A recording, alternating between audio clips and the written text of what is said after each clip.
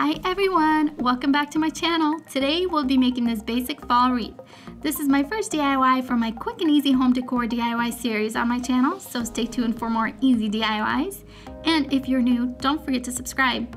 For this wreath, I purchased all my supplies at Joann's Fabric. I'll go ahead and link all the products in the description section. This wreath should take you around 30 to 45 minutes to complete, and it cost me around $28. To begin, simply wrap your tea leaves with the stems around your grapevine wreath. Feed the stem through the grapevines to secure it and use additional floral wire to secure the stem and some of the leaves into place. Don't secure all your leaves, it's okay if some are sticking out. More on that later. I focused on securing mostly the main stems.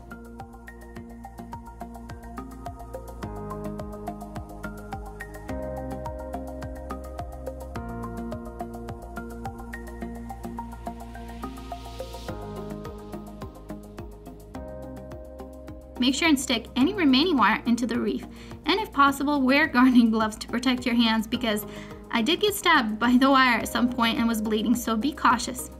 Work your way around the wreath, adding your tea leaves the same way you added the first ones. For the last bunch of leaves, I cut my stem a bit shorter and fed it through the back because there wasn't enough room to keep wrapping it around the wreath.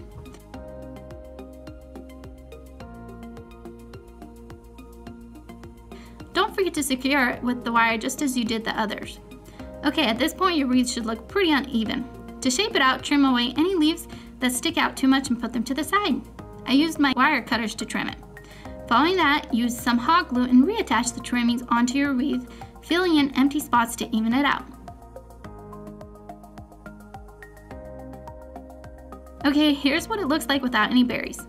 You can leave it like this or add flowers, berries, olives, or anything you'd like. I chose to go with berries. I first started off with adding 3 big bunches of berries. Then I stuck to bunches of 2 to 3 berries at a time and made sure to secure them onto the wreath offset. And to finish your wreath, tie a piece of burlap ribbon and even add a bow if you like. And that's it. Thank you so much for tuning in. I hope you liked this DIY. Give me a thumbs up if you did, and don't forget to subscribe for more DIYs. Oh, and just a little spoiler alert, next week's DIY can be made in under 10 minutes and it involves using red apples and rosemary. Okay then, I'll see you guys next time. Bye!